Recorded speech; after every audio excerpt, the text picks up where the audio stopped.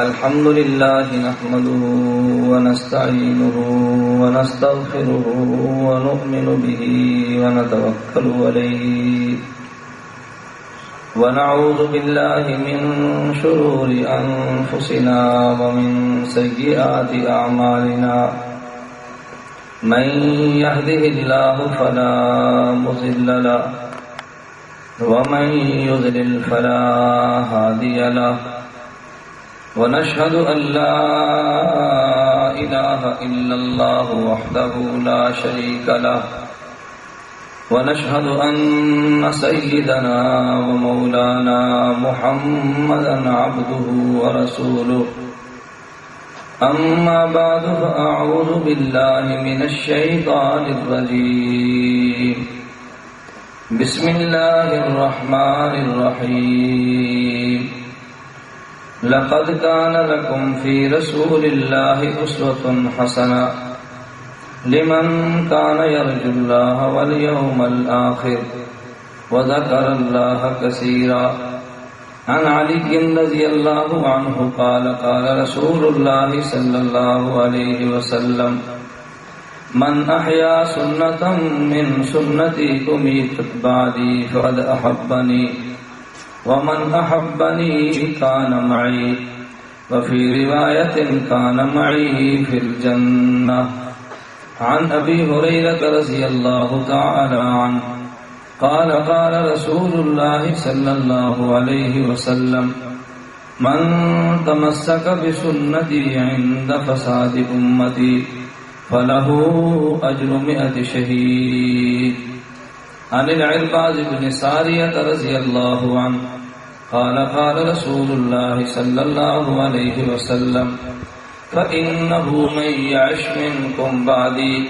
فسيرى اختلافا كثيرا فعليكم بسنتي وسنة الخلفاء الراشدين المهديين اللهم صل على محمد وعلى آل محمد كما صليت على إبراهيم وعلى آل إبراهيم إنك حميد مجيد اللهم بارك على محمد وعلى آل محمد كما باركت على إبراهيم وعلى آل إبراهيم إنك حميد مجيد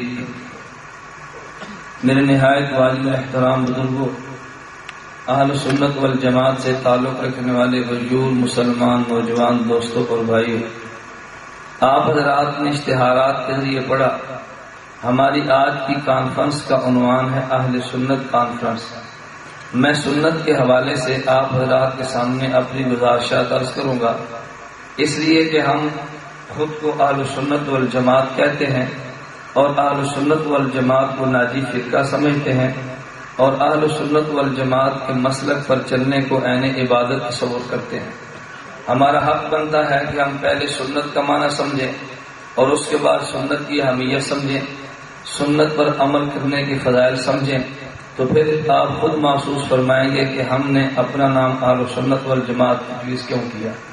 میں آپ حضرات کے سامنے گفتگو طویل تو نہ کروں گا، لیکن جتنی گفتگو کروں گا انشاءاللہ ثم انشاءاللہ وہ نہایت مدلل عرض کروں گا، اور اس کے بعد آپ حضرات سے گزارش کروں گا، آپ چاہیں تو ابھی اگر آپ کی جیب میں کاغذ ہو پینسل ہو تو آپ اس کو نوٹ فرما لیں۔ میری تقریر نوٹ کرنے کی حاجت نہیں، وہ تو کیسٹوں کے اندر محفوظ ہے، آپ کو مل جائے گی۔ اگر آپ حضرات کو میرے بیان پر کوئی اشکال، کوئی اعتراض، کوئی گلہ، کوئی شکوہ ہو، آپ حضرات چٹ لکھیں اور میں اس کی وضاحت فرما دیں، اس لیے کہ جس طرح مجھے حق حاصل ہے کہ میں گفتگو آپ سے کروں، آپ کو بھی حق حاصل ہے کہ اگر کوئی بات میری غلط سمجھے تو مجھے تنبیہ فرمائیں۔ لیکن ایک گزارش میں آپ حضرات سے ضرور عرض کروں گا، ہمارے حضرات کی عادت ہے کہ جب چٹ اور پرچی لکھتے ہیں تو بڑے خوش ہوتے ہیں، جب چٹ اور پرچی کا جواب آتا ہے تو پھر چہرے پر ہلکی سی وہ گھٹن محسوس کرتے ہیں، یہ بات نامناسب ہے۔ میں انشاءاللہ گفتگو کروں گا تو مسکراتے چہرے کے ساتھ آپ حضرات پرچی لکھ کر تنقید فرمائیں گے تو میں برداشت کروں گا خوش ہو کر، جب میری طرف سے جواب آئے تو آپ اس کو بھی سنیں خوش ہو کر، تو پھر سوال کرنے اور جواب دینے میں لذت محسوس ہوگی۔ یہ مناسب نہیں کہ آدمی چیٹ تو لکھے خوش ہو کر اور جواب آئے تو چہرے کی مسکراہٹیں ختم ہو جائیں۔ یہ ایک مرد کو یہ بات زیب نہیں دیتی۔ میں نے اس لیے گزارش کی ہے کہ آپ حضرات جتنی چٹیں لکھتے جائیں گے میں انشاءاللہ العزیز آپ حضرات کی چٹوں کا جواب دوں گا۔ ایسا نہیں ہوگا کہ آپ حضرات کی چٹ آئے اور میں اس کو ادھورا چھوڑ دوں انشاءاللہ، اور ایسا بھی نہیں ہوگا کہ آپ چٹیں لکھیں اور پیچھے اسٹیج پر چلی جائیں اور ان میں سے چٹیں ختم ہو جائیں، یہ چٹیں اڑا دی جائیں اور کوئی چٹیں اسٹیج پر نہ پہنچ سکے۔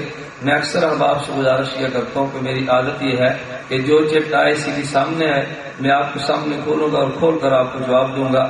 آپ کو پورا حق حاصل ہوگا کہ جس موضوع کا آپ چاہیں انتخاب کریں اور چٹ لکھیں، پھر مجھے پورا حق حاصل ہوگا کہ میں جس طرح چاہوں اس کا جواب دوں۔ بات ٹھیک ہے نا بھائی؟ میں نے اس لیے گزارش کی ہے کہ ہمارے بہت سارے احباب کہتے ہیں کہ جی مولانا نے بیان کیا اور چلے گئے، ہم ایک بات کہنا چاہتے تھے مگر ہمیں کسی نے کہنے کا موقع نہ دیا۔ آپ حضرات جو بات لکھیں گے میں دیانتداری کے ساتھ اسٹیج پر سنا دوں گا اور آپ کی بات انشاءاللہ سب حضرات سنیں گے اور اس کا جواب حضرات بھی سنیں گے اور آپ بھی سنیں گے۔ اس لیے جو باتیں آپ لکھیں گے انشاءاللہ جواب میں آپ کے سامنے عرض کروں گا۔ آپ اگر چٹھیں لکھیں گے تو جواب دیں گے، نئی چٹھیں لکھیں گے تو ہمیں کوئی مصیبت نہیں پڑی، بلا وجہ سوال کو اٹھا اٹھا کے جواب دیتے چلے جائیں۔ میں مختصر گفتگو اس لیے عرض کر رہا ہوں کہ رات کا کافی حصہ بیت چکا ہے، آپ حضرات نے بھی فجر کی نماز پڑھنی ہے اور میں نے بھی فجر کی نماز پڑھنی ہے۔ مجھے آپ کی تھکاوٹ کا احساس ہے اور آپ سے زیادہ اپنی تھکاوٹ کا احساس ہے۔ آپ حضرات صبح آرام فرمائیں گے فجر کی نماز کے بعد، میرا فجر کے بعد پھر مسلسل سفر شروع ہوگا، تو میں چاہتا ہوں کہ اپنی راحت کا بھی خیال کروں اور آپ کی راحت کا بھی خیال کروں۔ ہمارا چونکہ اسرائی تعلق حضرت حکیم الامت تھانوی نفر اللہ مرقدہ کے سلسلے کے ساتھ ہے اور حضرت کے ذوق آپ بخوبی جانتے ہیں، تو وہ کچھ زیادہ نہ صحیح لیکن کچھ ہم حضرت کے نقش قدم پر چل کر رعایت کرنے کی کوشش کرتے ہیں۔ اللہ تعالی ہمیں اکابر کے نقش قدم پر چلنے کی توفیق عطا فرمائے۔ ہماری آج کی کانفرنس کا نام ہے اہل سنت کانفرنس۔ میں آپ کے سامنے پہلے یہ عرض کروں گا کہ سنت کہتے کسے ہیں، یہ آپ حضرات فرمائیں گے کہ بات کہنے کی حاجت ہے کہ سنت کسے کہتے ہیں۔ کون مسلمان نہیں جانتا کہ سنت کا معنی کیا ہے؟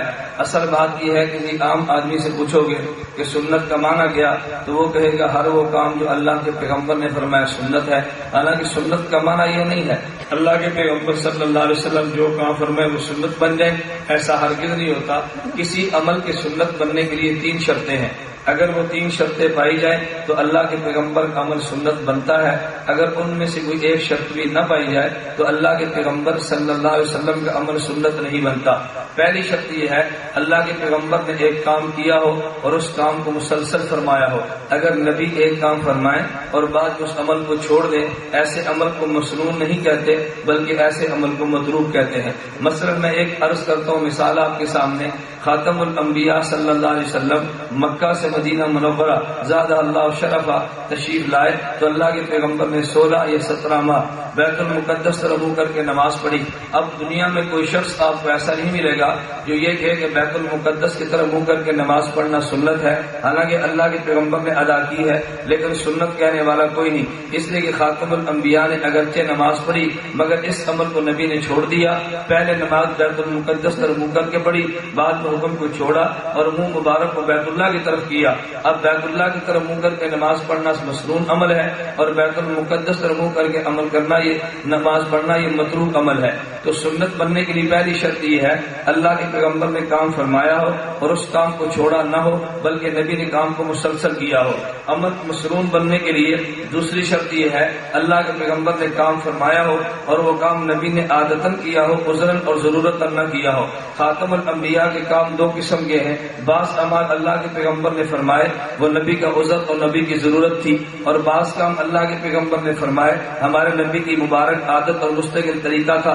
میں اس کی مثال عرض کرتا ہوں، آپ بخاری شریف اٹھائیں، بخاری شریف میں آپ کو ملے گا کان یصلی فی نعلیہ صلی اللہ علیہ وسلم، اللہ کے پیغمبر نے جوتا پہن کے نماز پڑھی ہے۔ اب دنیا میں کسی عالم سے آپ پوچھیں، میں بلا تفریق مذہب کہتا ہوں، آپ اہل سنت والجماعت دیوبند کیا جائیں، آپ علماء بریلوی کیا جائیں، آپ علماء اہل حدیث کے آ جائیں، آپ دنیا میں کسی مسلک کے عالم کے پاس جائیں اور ان سے جا کر پوچھیں کہ حضرت ہمیں نماز کی سنتیں بتائیں، تو کوئی بھی آپ کو یہ سنت نہیں بتائے گا کہ جوتا پہن کر نماز پڑھنا بھی سنت ہے۔ اللہ توفیق عطا فرمائے، اگر کوئی انسان تبلیغی جماعت میں جائے، وہ 3 دن لگائے، وہ 10 دن لگائے، 1 ماہ 40 دن یا 4 ماہ یا سال یا پوری زندگی وقف کر دے، آپ اس سے پوچھیں بھی نماز کی سنتیں کتنی ہیں؟ آج تک کبھی آپ نے نماز کی سنت کی فہرستوں میں یہ بھی سنا ہے کہ جوتا پہن کر نماز پڑھنا بھی سنت ہے؟ آج تک آپ نے نہیں سنا ہوگا، حالانکہ اللہ کے پیغمبر نے جوتا پہن کے نماز پڑھی، یہ روایت بخاری کے اندر موجود ہے۔ اب ہم یہ کہتے ہیں کہ نبی نے جوتا پہن کر نماز پڑھی، مگر جوتا پہن کر نماز پڑھنا سنت نہیں ہے۔ ہاں، اللہ کے پیغمبر کا مبارک عمل ضرور ہے، نبی کی عادت مبارکہ تو جوتا پہن کر نماز پڑھنے کی نہ تھی، لیکن ضرورتاً اللہ کے پیغمبر نے جوتا پہن کر نماز بھی پڑھی ہے۔ آج ہم بھی کہتے ہیں اگر آپ حضرات میدان جہاد میں نکلے ہیں، آپ حضرات حج عمرہ کے قافلے میں چلے ہیں، آپ حضرات کسی جگہ جماعت کا سفر فرما رہے ہیں، گرمی کی شدت ہے، دوپہر کا وقت ہے اور نیچے بچھانے کے لیے مصلی موجود نہیں اور آپ کا جوتا پاک ہے، آپ جوتا پاک پہن کر نماز پڑھیں، کوئی آپ کو منع نہیں کرتا۔ ایک ہے جوتا پہن کر نماز پڑھنے کا جائز ہونا اور ایک ہے جوتا پہن کر نماز پڑھنے کا مسنون اور سنت ہونا، دونوں باتوں میں زمین و آسمان کا فرق ہے۔ تو جوتا پہن کر نماز پڑھنا جائز تو ہے، اللہ کے پیغمبر نے پڑھی ہے، لیکن جوتا پہن کر نماز پڑھنا سنت ہے، اس کا کوئی آپ کو دنیا میں قائل نہیں ملے گا۔ میں دوسری مثال دیتا ہوں، آپ صحیح بخاری اٹھائیں، امام بخاری نے 4 مقامات میں روایت کو بیان کیا۔